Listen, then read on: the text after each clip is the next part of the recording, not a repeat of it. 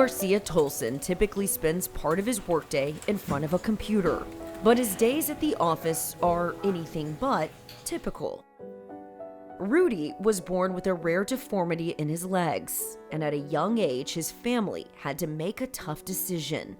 From when I was born, the doctor suggested to my mom and dad that the best way that they think I would be able to live a life would be to amputate my legs through the knee. But my mom and dad refused. They didn't want me to grow up and resent them.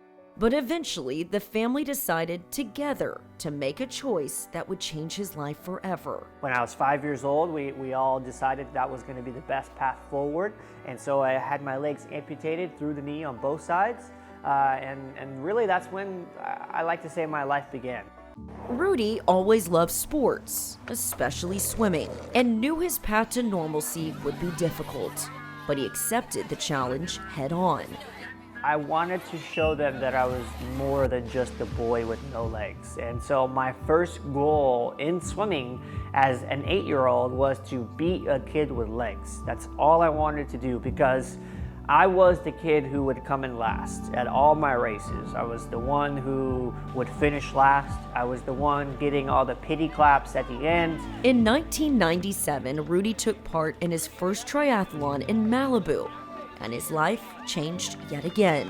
The first time I ever met Robin Williams, and he was doing the race on his bike, and I came to meet him. I shook his hand, and little did I know that the next year I would be teaming up with Robin Williams at my first San Diego Triathlon Challenge in La Jolla. We formed a team by the name of Team Braveheart. You know, Robin made me feel like the luckiest kid in the world. Soon after, Rudy would be on another team.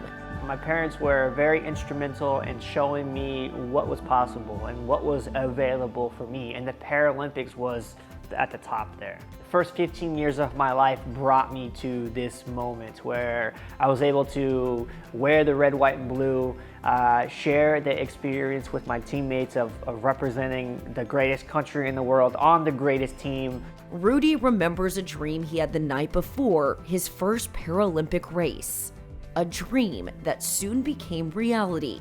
And I remember coming into the wall, kind of looking over to my side to see where my competitors were, and I was going to win my heat. I was going to be the first one to touch the wall in the prelims. So I thought, cool, that's pretty cool. I didn't expect that.